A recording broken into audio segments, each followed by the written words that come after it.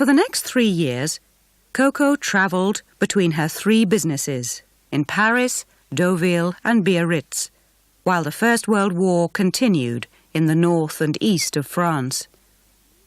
By 1916, over 300 people were working for her. She soon made so much money that she could pay back Boy Capel all that she had borrowed. Coco had been lucky because the war had given her a chance to make her new designs popular. But she had also shown that she could recognise business opportunities and that she could change her style to suit her customers. When the war finished, in November 1918, Coco was ready to start the next and most successful part of her business life.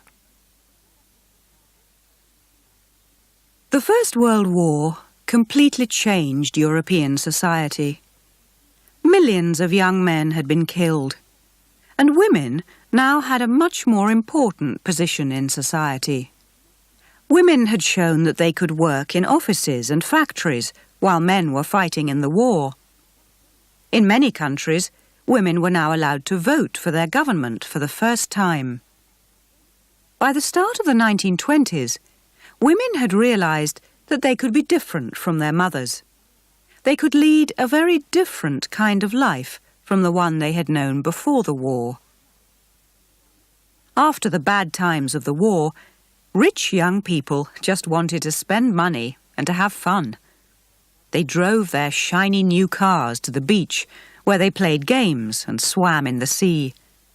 Both men and women went to parties, where they smoked cigarettes and drank alcohol. They danced to the music of Louis Armstrong and Jelly Roll Morton. They went to the cinema to watch the films of Charlie Chaplin and Greta Garbo, and they also wore the clothes of Coco Chanel. Women didn't want to return to the long, tight dresses and silly hats of the years before the war. They wanted clothes that allowed them to move around freely. Chanel's style was just right for the time. But now, her clothes were not just for the women of Paris, Deauville and Biarritz.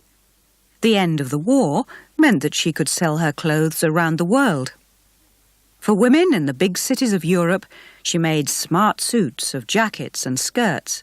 And for women on holiday, she designed special beach clothes.